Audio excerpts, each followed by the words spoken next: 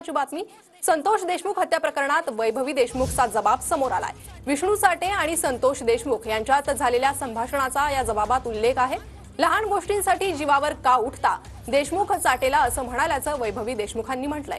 विष्णू चाटे आणि संतोष देशमुख यांच्यातील संवाद 10 ते 12 मिनिटं चालला असल्याची माहिती आहे। तर माझं बरं वाईट झाल्यास आई विराटची काळजी घे, फोन ठेवल्यानंतर संतोष देशमुखांचं हे वाक्य असल्याचं वैभवीचा जबाब आहे। तर वैभवीचा हा जबाब आता समोर आलेला आहे। लहान गोष्टींसाठी जीवावर का उठता या संवादात देशमुखांनी चाटेला असं म्हटल्याचं वैभवी देशमुखच्या जबाबात म्हटलंय। आणि या संदर्भात आपण अधिक अपडेट घेणार आहोत आमचे प्रतिनिधी कृष्णा सोनारवाडकर यांच्याकडून। कृष्णा, काय अधिक अपडेट आहे वैभवी देशमुखच्या या जबाबासंदर्भात?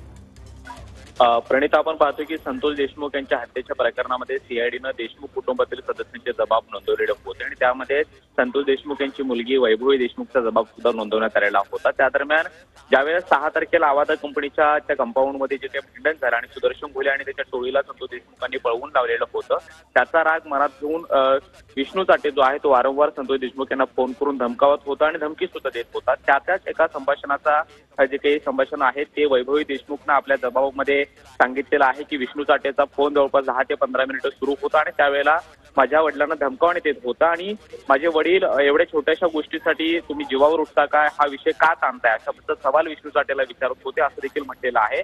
आणि हे 10 ते 12 मिनिटांचं संभाषण झाल्यानंतर फोन ठेवल्यानंतर संतोष देशमुख यांनी वैभवी देशमुखला असं म्हटलेलं होतं की त्यांचा लहान मुलगा विराट आणि तिच्या आईची काळजी घे, माझं काही बरवट झालं तर त्या दोघांना तू सांभाळ, अशा पद्धतीचा सुद्धा निरोप दिलेला होता। आणि हे सगळं वैभवी देशमुखनं आपल्या जबाबामध्ये म्हटलेलं आहे। 6 तारखेला म्हणजे 6 डिसेंबरला आवादा कंपनीच्या त्या कंपाऊंडमध्ये जे काही भांडण झालं त्यानंतर सातत्यानं त्यांच्या पुढची 2-3 दिवस हे धमकी आहेत होते आणि 9 तारखेला त्यांचं अपहरण करून निर्घुणपणे हत्या करण्यात आलेले होते। मात्र कुटुंबातील सदस्यांनी दिलेल्या माहितीनुसार 6 तारखेनंतर त्यांना अनेकदा धमकीचे फोन आलेले होते, त्यामध्ये विष्णू चाटेनं सुद्धा धमकीचे फोन केल्याचं सुद्धा आता वैभवी देशमुखच्या जबाबामध्ये म्हटलेलं आहे।